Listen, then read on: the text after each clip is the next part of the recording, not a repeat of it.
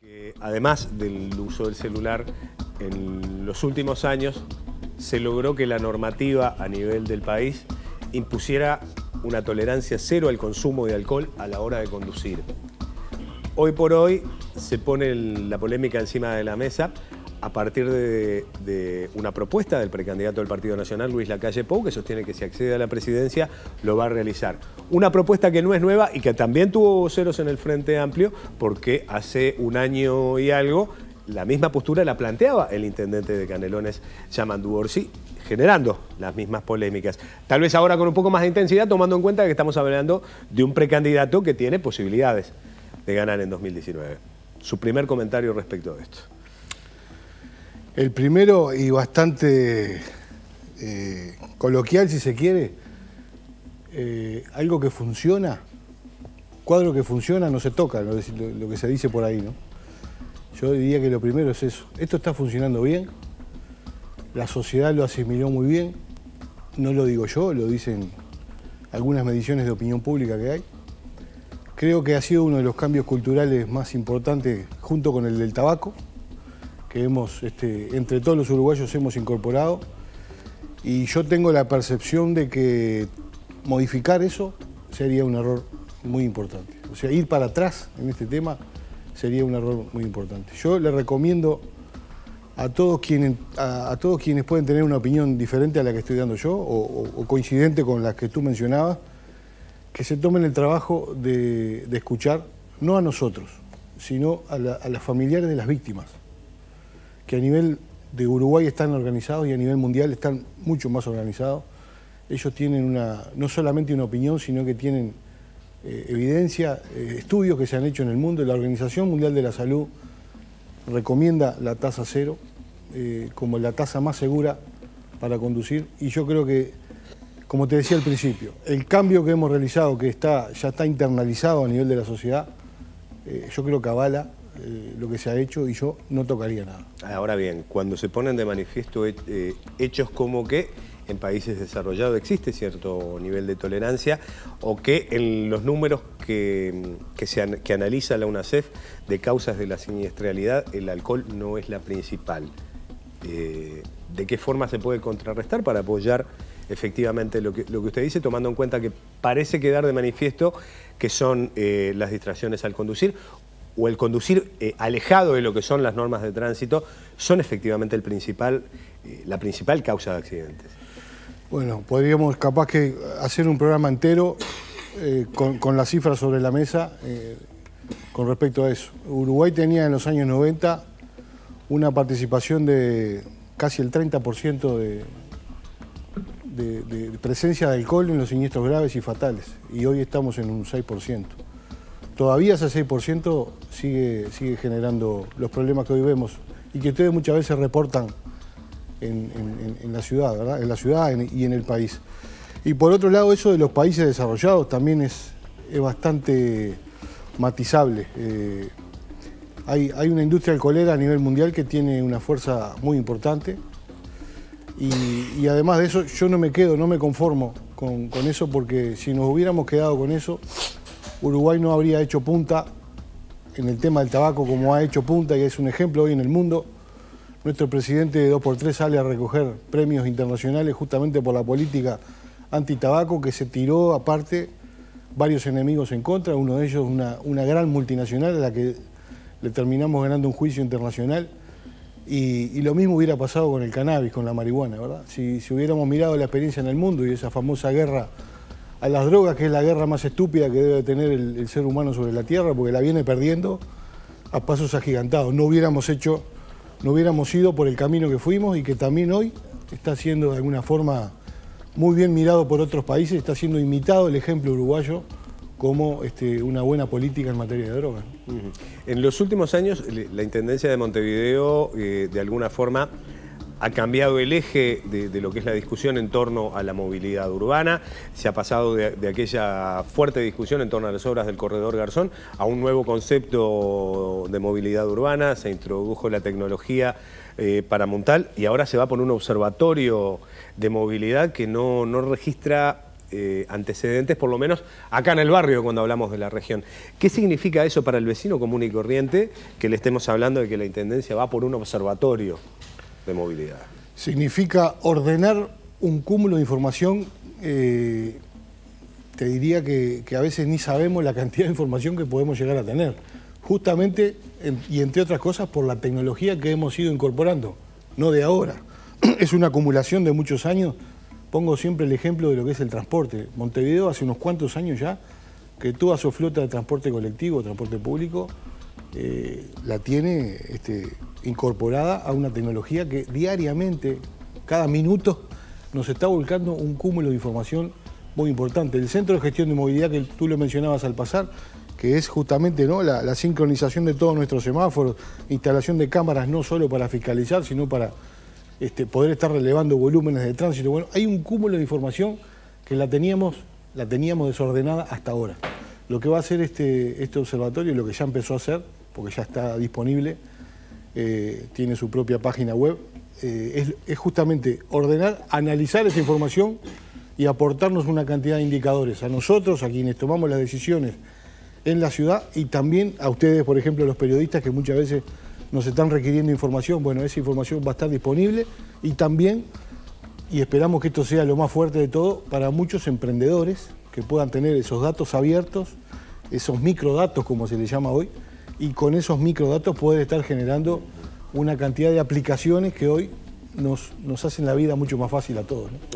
Como vecino, como usuario del transporte metropolitano, la pregunta que cabe es si ese volumen de información estaría permitiendo de alguna forma el rediseño de lo que es el transporte público en Montevideo, que en determinadas horas es incómodo, es excesivamente lento, una problemática de los 16 kilómetros por hora de promedio que existe desde que uno tiene uso de razón aquí en la ciudad, y siempre el vecino se está preguntando, bueno, todos estos cambios que se anuncian, la incorporación de tecnología, ¿cuándo van a redundar, por decirlo de alguna manera, en el cambio que percibe la persona que quiere esperar menos el ómnibus y que hasta quiere viajar sentada? Mire cómo se lo digo.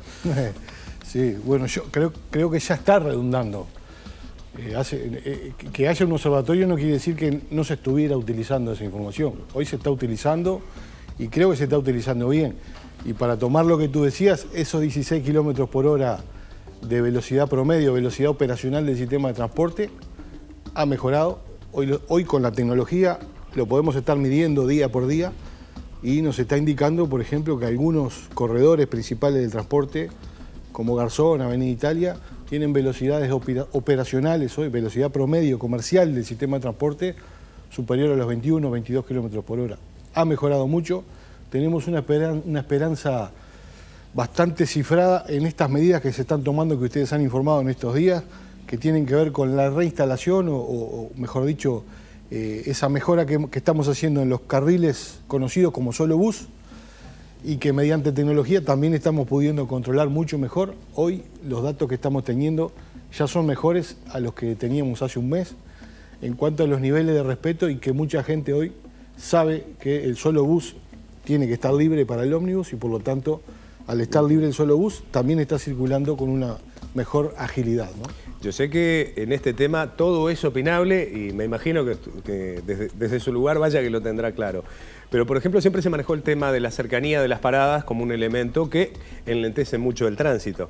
Pero también la contracara es que en determinadas zonas de Montevideo hasta es una cuestión de seguridad, que los trabajadores puedan bajar cerca de su casa y que no haya que estar de repente de madrugada recorriendo largas distancias a pie, porque el ómnibus, bueno, ya nos para 200 metros más lejos. Yo sé, por eso digo que el tema de los equilibrios es complejo, pero se está revisando el hecho de que en determinadas zonas de Montevideo muy densamente pobladas se pueda rediseñar la cantidad de paradas de forma de justamente permitir mayor fluidez. Sí, eso es algo que se hace, te diría que a diario. A diario estamos teniendo modificaciones. No hay un plan global en toda la ciudad para decir, bueno, vamos a cambiar tantas paradas. Yo creo que se han hecho esfuerzos muy grandes durante muchos años en ese sentido, y en los corredores principales, vamos a decir, en las principales arterias donde hay transporte, hoy por hoy tenemos una separación entre paradas, el módulo entre paradas, que andan en el entorno de los 300, 400 metros. Y esa es la medida. Nunca se puede trasladar así matemáticamente porque siempre hay realidades distintas en el territorio que nos llevan a eso.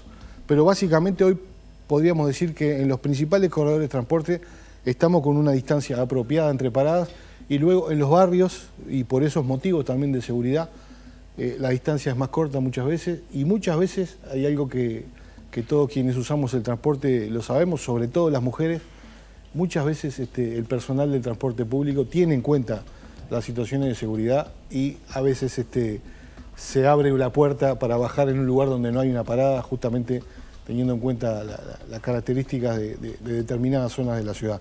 Creo que siempre hay mucho por hacer en materia de transporte.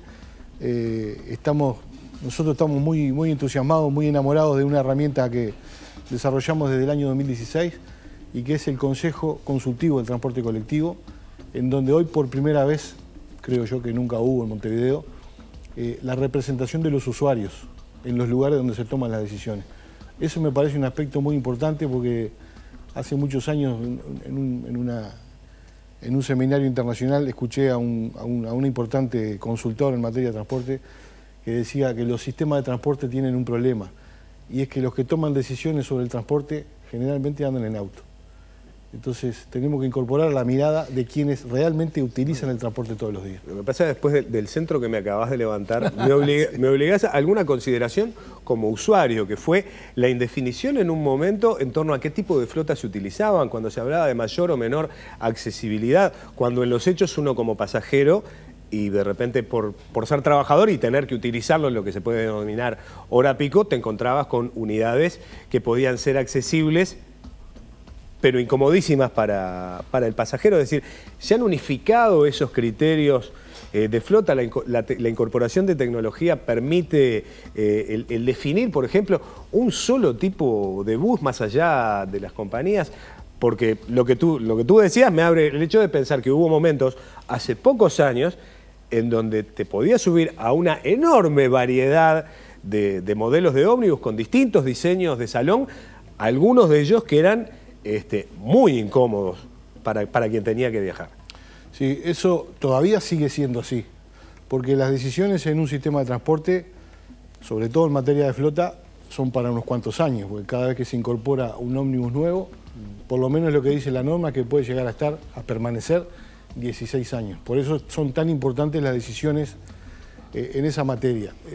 Nosotros, en este ámbito que te decía, teniendo en cuenta a los trabajadores, a las empresas, a los usuarios y lo que opinamos nosotros como reguladores, estamos haciendo un estudio, creo yo, bastante más profundo. Estamos pidiendo el concurso, estamos ya prácticamente para firmar un convenio con Facultad de Ingeniería, justamente para tener de una vez por todas un estudio técnico que tenga en cuenta también, porque hay que tener en cuenta lo económico, ¿verdad? Porque a su vez, por otro lado, seguimos trabajando fuerte en lo que son los costos del sistema. Y cuando hablamos de los costos del sistema, hablamos del costo del boleto.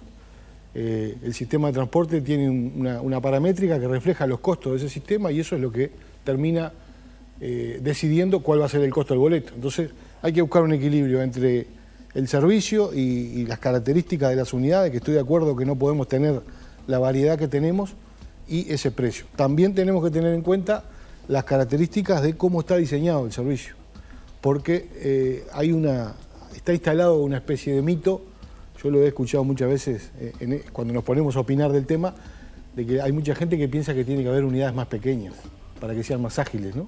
Bueno, lo que indica la técnica es justamente que en los corredores principales donde hay muchos pasajeros, cuanto más amplios sean los salones, cuanto más grandes sean los ómnibus, mejor. Y después en los barrios, esas líneas alimentadoras que son las que llevan a la gente hasta los corredores. Los locales. Eso sí, deben ser más pequeños porque a su vez tienen que tener otra maniobrabilidad, porque no es lo mismo entrar a un barrio que circular por una avenida como Boulevard Artigas. Son todas cuestiones que hay que tener en cuenta y buscar el punto de equilibrio. Bueno, la pregunta del final la acaba de poner usted sobre la mesa. ¿Cuál es la expectativa respecto a la evolución del precio del boleto en los próximos tiempos? Bueno, justamente, ahí sí que te levanté el centro porque estamos terminando un año, estamos culminando ya unos cuantos meses que hemos podido contener el precio del boleto, sobre todo con otra política cruzada que es beneficiar y promover el uso de la tarjeta, del dinero electrónico, ¿verdad? Que ya no tengamos que andar contando las moneditas y hoy por hoy tengamos nuestra tarjeta STM. Bueno, la última suba, incluso hubo una baja en julio del 2017 que pasó de 31 a 29 pesos, nos ha permitido contener eso con un esfuerzo enorme que está haciendo la administración y por lo tanto los montevideanos, ¿verdad? Porque cuando hablamos de recursos o subsidios que se vuelcan al sistema, son recursos que todos los montevideanos estamos haciendo para contenerlo. Para todo en la vida la plata sale del mismo lugar. Exactamente. Que es lisa y llanamente la espalda de quienes producen, de quienes trabajan. Ahora bien, mucha gente está diciendo el petróleo futuro se está cayendo, los combustibles tendrían que bajar. Capaz que dejan en claro que la incidencia del costo combustible en la paramétrica de lo que es el boleto no es tan importante. No es tan importante. Ese es otro mito a derribar. Exactamente. Es muy baja la incidencia hoy por hoy en base a la política del subsidio al gasoil que se aplica desde el año, si mal no recuerdo, 2011. Una política también de un esfuerzo enorme que hace todos quienes en el surtidor compran gasoil. Hay un porcentaje de esa compra que va para un subsidio que es el que termina soportando de alguna forma que ese costo del combustible no haga tan volátil el precio de la tarifa del boleto. Lo que sí tiene una incidencia muy importante en el precio del boleto es el costo salarial de los trabajadores del transporte. Ese factor sí que incide mucho, y lo que está incidiendo mucho, y es lo que no tengo todavía la decisión final, pero es lo que está incidiendo siempre al alza, lamentablemente, es la caída en la venta de boletos. Eso también incide mucho, o sea, que haya menos pasajeros. Vamos a cerrar el 5º año con otra nueva caída en la cantidad de boletos vendidos, eso también incide. Pero bueno, un poco la mirada del intendente es tratar de contener.